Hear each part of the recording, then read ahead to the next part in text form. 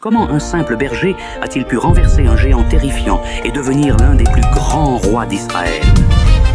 Voici l'histoire de David et Goliath, un récit de foi et de courage, où le plus petit des hommes défie l'impossible. Oh David, berger devenu roi, jeune et fort, avec courage et foi, avec ça, il loue le Seigneur, nous montre la voie, une vie. Il reste encore le plus jeune, mais il garde les brebis. Il passe ses journées à chanter et à jouer de la harpe.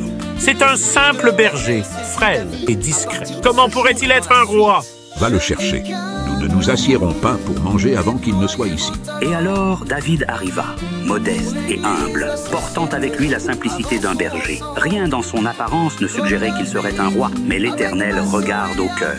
Lève-toi et oins-le, car il est selon mon cœur. Je l'ai choisi pour conduire mon peuple. Alors Samuel prit la corne d'huile et la versa sur la tête de David au milieu de ses frères. Et l'Esprit de l'Éternel saisit David à partir de ce jour et pour toujours.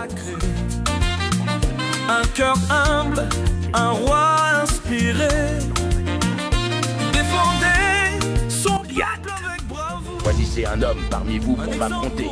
S'il me tue, nous serons vos serviteurs.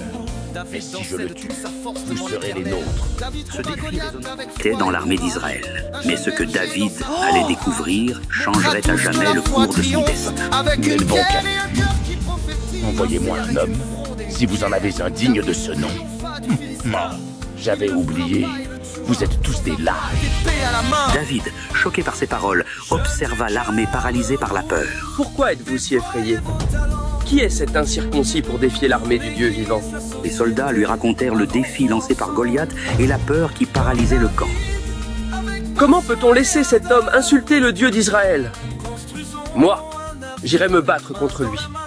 Quand je gardais les brebis de mon père, l'Éternel m'a délivré de la griffe du lion et de l'ours. Il me délivrera aussi des mains de ce Philistin.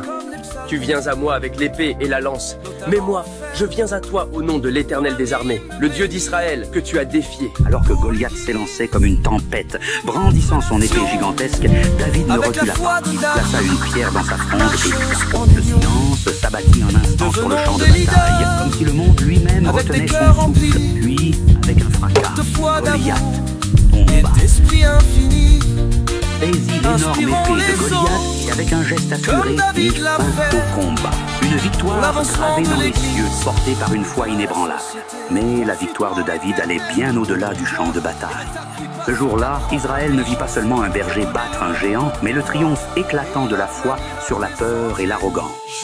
David savait que ce n'était pas son courage ni sa force qui avait renversé le géant, mais l'Éternel qui combattait pour son peuple. Cette victoire était une déclaration. Dieu utilise les plus humbles pour accomplir des choses extraordinaires. L'histoire de David et Goliath continue de résonner à travers les siècles. Elle nous enseigne que nos propres géants, qu'ils soient des peurs, des épreuves ou des défis insurmontables, s'inclinent toujours devant une foi inébranlable en Dieu. L'histoire de David nous rappelle que rien n'est impossible à celui qui croit. La vraie victoire réside dans la foi.